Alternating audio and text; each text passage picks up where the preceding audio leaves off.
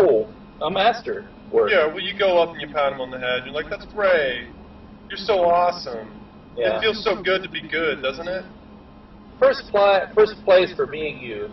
Yeah, right.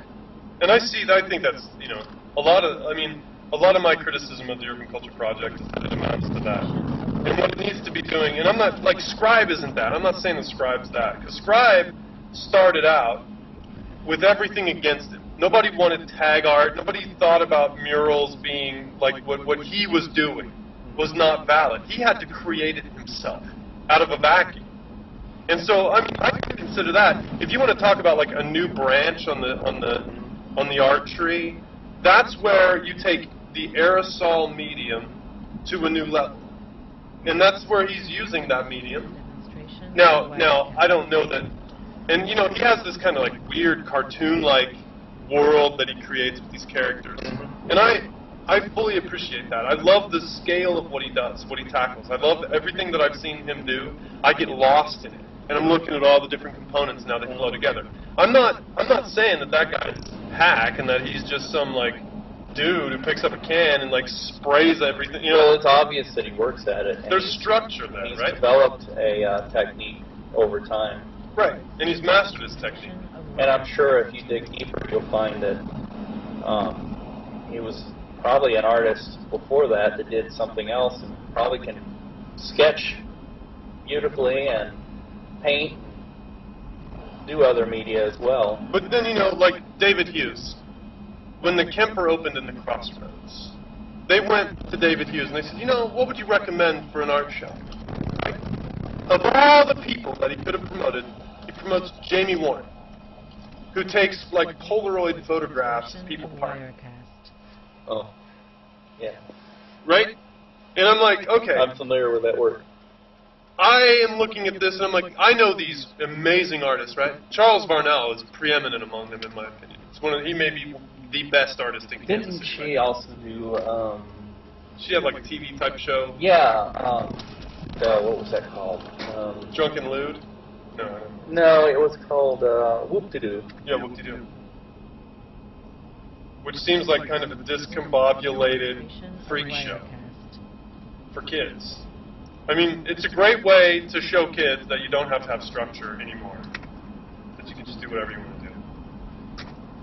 But I'm criticizing something that I don't know enough about. I'm going to restrict myself with respect to Jamie Warren. I'm looking at her visual art. I'm looking at what she does, and it's a massive fail. But it was the first show, I believe, that they had of a local artist at the Kemper in the Crossroads. And it's like, really? David Hughes? That's what you want to promote in the city? That's what you're saying is like, when I come to you and I'm like, what's the best thing that we could do, right? To impress the public. This is what you're going to offer up? Mr. Kemper must be asleep at the wheel on this one, right?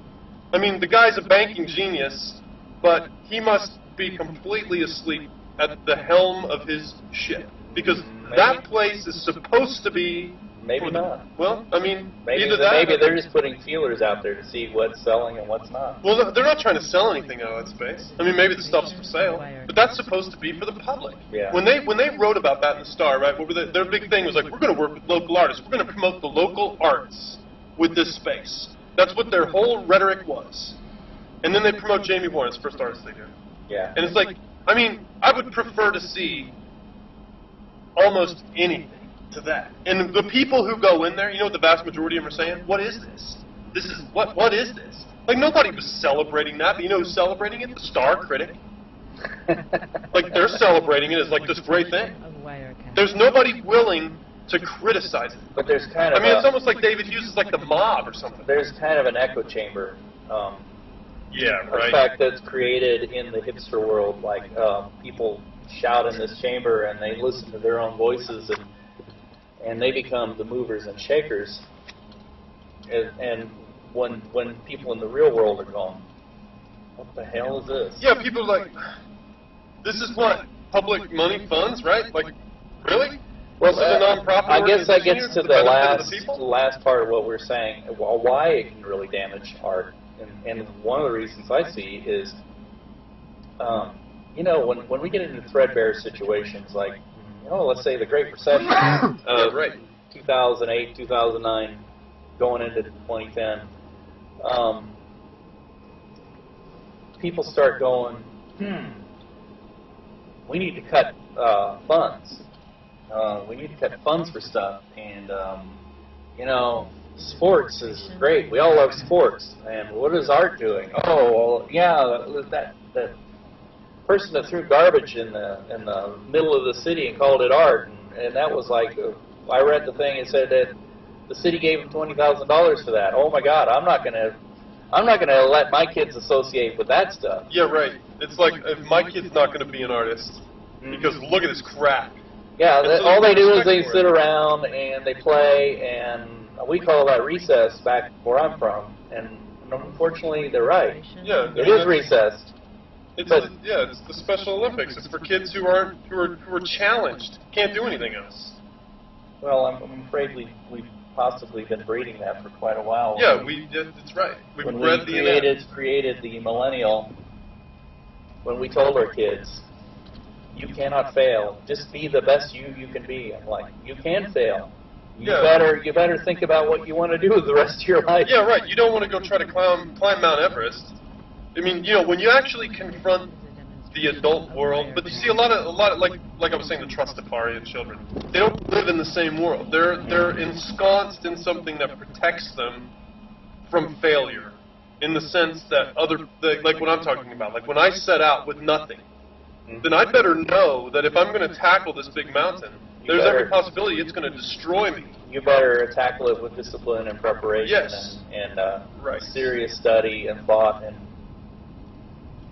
Or it's going to destroy me.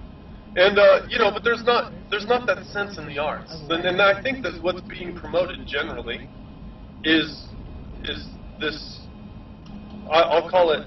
I mean, and I don't understand. David Hughes is his own special character. Like, he is driving so much of the local art scene that's being seen.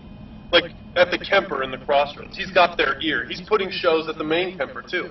They're listening to his choice on musicians, his choice on performers. They're not going outside that little circle of David Hughes there to find other artists. They're not working with the local art scene. They're not inviting local artists to come in I don't and know show them this their man at all. performance. I've only met him a couple of times. I interviewed him once for a show at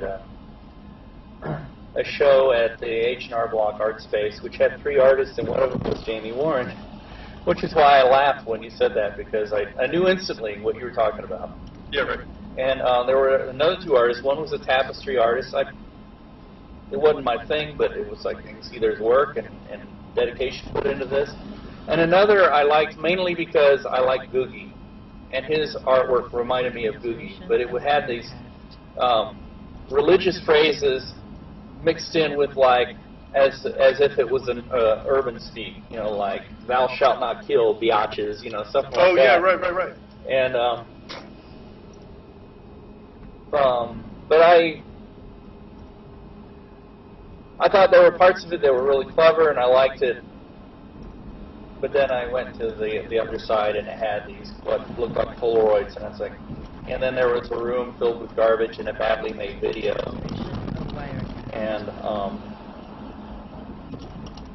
and I was like, what the hell is this? Yeah, I know, and that's where the like you were saying. And you lose when the average person goes, what the hell is this? When the average person Sometimes. sees that, and then they go to their school board meeting, and they're like, you know what? The first place we need to cut is art, Exactly. because what I'm seeing is Garbage. junk, and I don't want my kids dealing.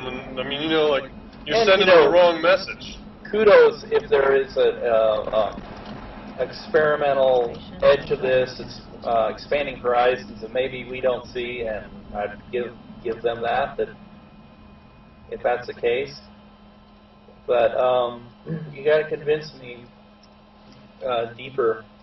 You got to do more to convince me if I get involved in it and all I see are some boorish hipsters ignoring me, throwing a drunken party and throwing garbage around and calling it art. I mean, that's maybe I'm a party pooper. I don't do parties very well.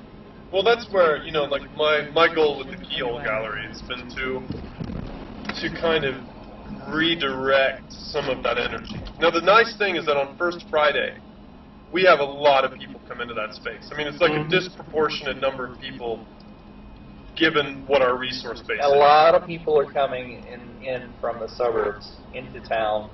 They're seeing this stuff, and we have a real opportunity. And unfortunately, it'll be wasted if they're coming in out of the suburbs and they're seeing all of one thing, and they're dealing with artists, and artists are being like looking down their noses. And of course, you know, they see that